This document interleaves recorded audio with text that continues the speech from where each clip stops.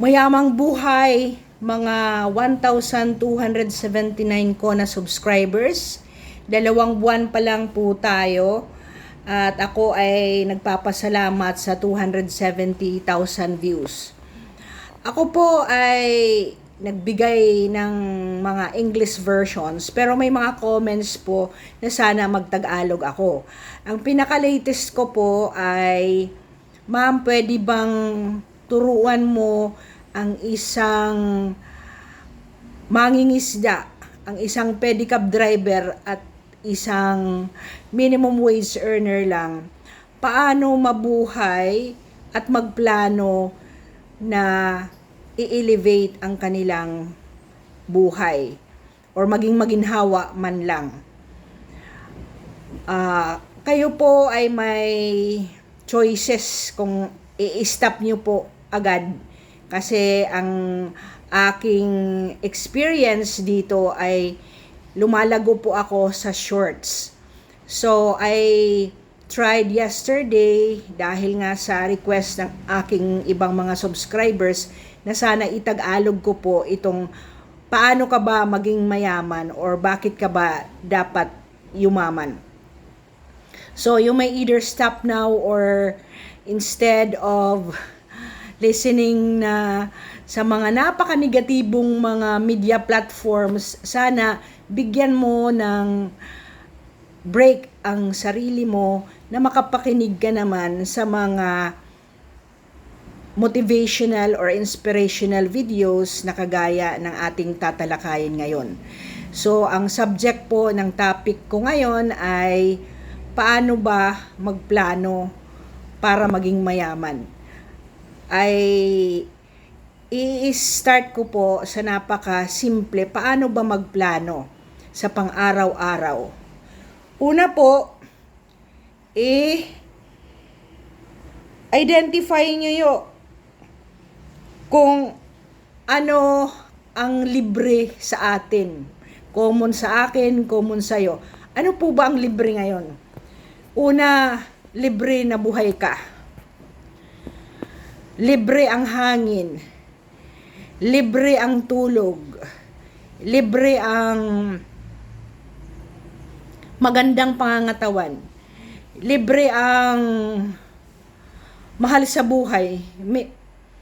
Libre ang pananampalataya sa Diyos.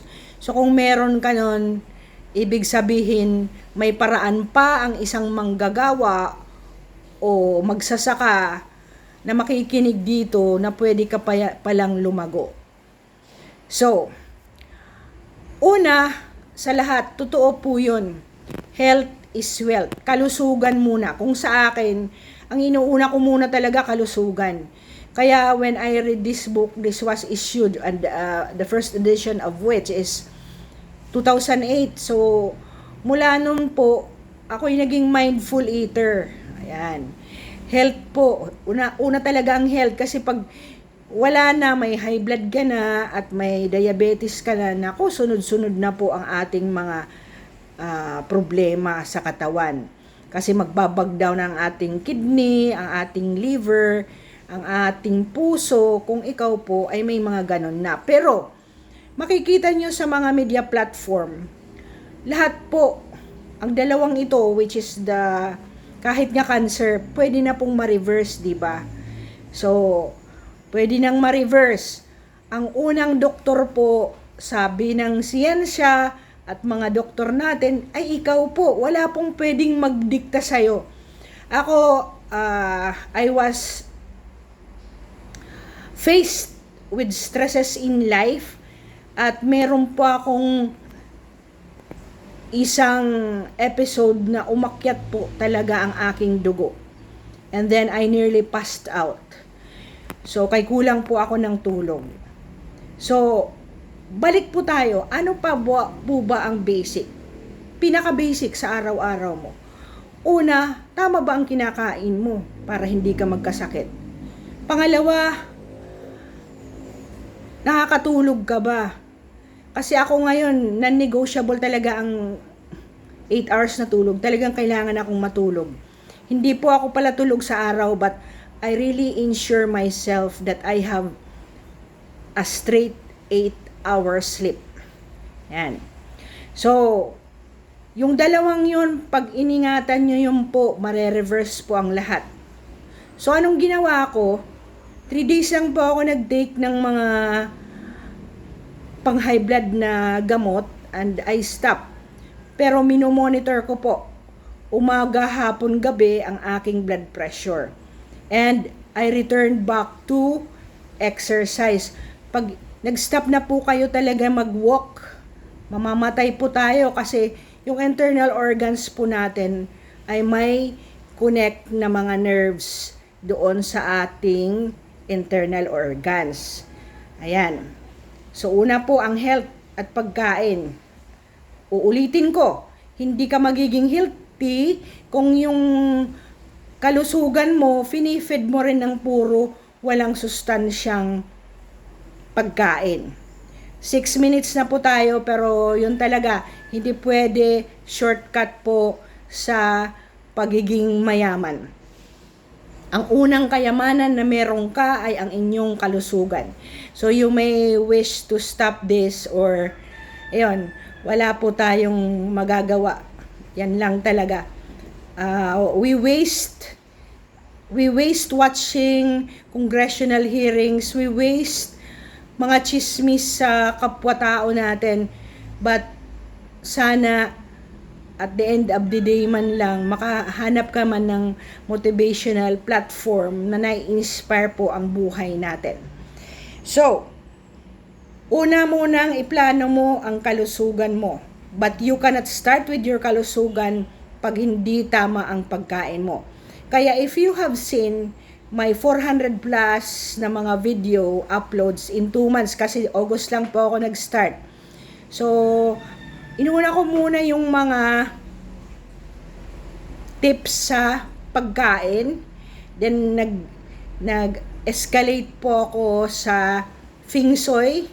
Kasi yung pong pinaka easy lang, na hindi ka kailangan ng resources para maayos mo.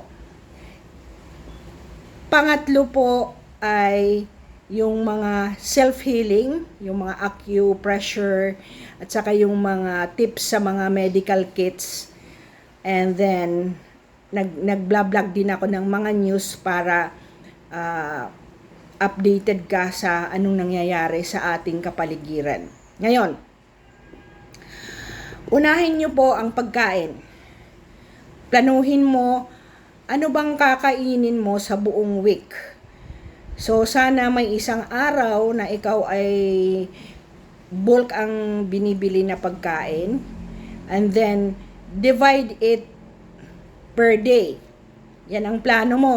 Anong kakainin mo sa Lunes hanggang Sabado. And then, bibili ka na ng pagkain mo sa Sunday kung Monday to Saturday ang trabaho mo. Or yung wife mo or whoever. So, kung may refrigerator ka, i-divide mo po yun sa number of members ng bahay mo. Sana nga po, hindi ka bumibili ng mga noodles na yan. Wala pong nutrition yan. Kawawa ang mga bata natin. Yung mga hotdog, kawawa yung mga anak at apo nyo. Yan ang pinapakain nyo. Diyos ko po. Poison po lahat yan. So, kung meron ka ngayon, sana end na yan. Ang mga susunod naman, bumili po kayo ng pagkain na may nutrition sa mga anak at apo nyo. It should start from us, parents. Kung hindi mo natutunan yan, ikaw po ang mas nakakaalam kung anong mas maganda sa'yo. But if you have seen my health tips, mga prutas po ang aking snacks. At sana, yun, may mga nutrition po. Ang Diyos po gumawa po. Hindi nga niluluto ang pagkain sa paraiso. So, you try to budget kung paano mo mabibigyan ng nutrition muna ang katawan mo. And then, i-monitor mo po ang lahat kung pwede ka mag-start ng ilang days.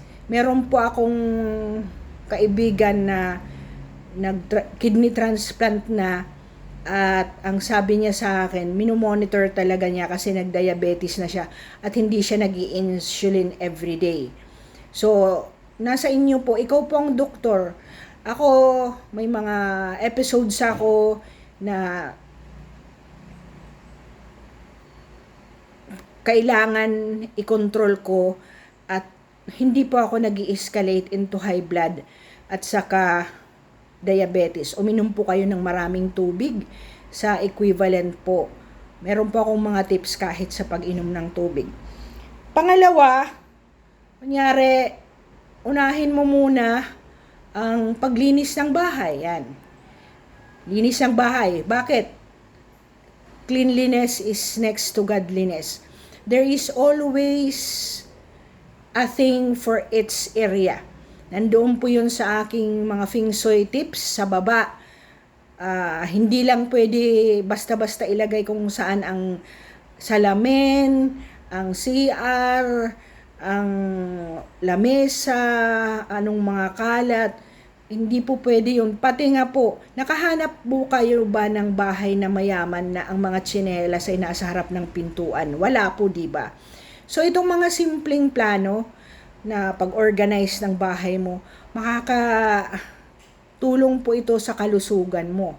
Kasi kung halimbawa may asthma ka, ibig sabihin madumi ang kapaligiran mo or may mga allergies ka. So, take out all the things which would contribute na hindi ka magiging maayos ang kalusugan mo.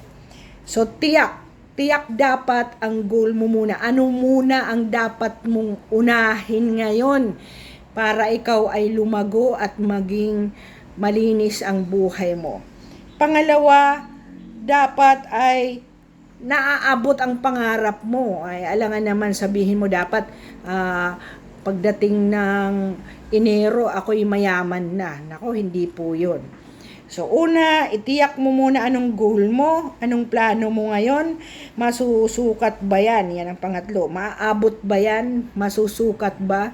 Nasasabihin mo, ay, sa week na to, ang una kong lilinisin ang kitchen ko. Ayan. Nasusukat ba? Oo naman. Kasi, hindi pwedeng ilagay ang tubig tapat sa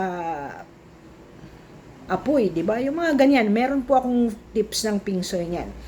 So, nasusukat. Pang-apat, ilang buwan at araw ba? O araw lang ba? Ilang araw? Kunyari, ang plano mo muna ngayon, linisin mo muna ang kainan nyo. Bakit? Kasi doon po ang treasures ng life eh. Doon ka kumakain, lahat ng pumapasok sa katawan mo ay nasa kusina. So, pag madumi po ang kusina mo, nako, yung lababo mo, Diyos ko po, sigurado po may mga sakit po ang tao sa loob ng bahay pag madumi ang kainan. Ang sunod po na pinaka malinis dapat ay ang CR. Yan. Ang dumi, nako po. Kasi malalanghap po natin lahat. Ang pangatlo, ang electric fan po. Nako, linisin po yung kasi nalalanghap mo yan. Ang pang-apat, sana walang mga tsinelas sa harap ng pinto. Yun. Sunod, so, plan out on how to organize those things, and the next level, maybe after a month that you have cleaned up, will be paano ko ba aayusin ang budget ko. I have another video po for that. Please look it up on my uploaded video. Salamat at 15 minutes na po tayo. Salamat dun sa palaging nagko-comment sa akin at ako'y napapa-improve ko po kung paano po kayo matulungan at mapagsilbihan para maging maganda ang ating mga buhay. Hindi po ako manghihingi ng subscription. It's up to you if you are enjoying really here aside from viewing.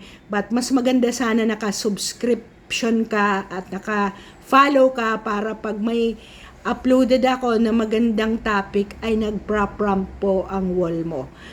Yun lang po ang kagandahan pag nag-subscribe ka. Pag may uploaded ako, ako'y magno-notice sa'yo na meron akong magandang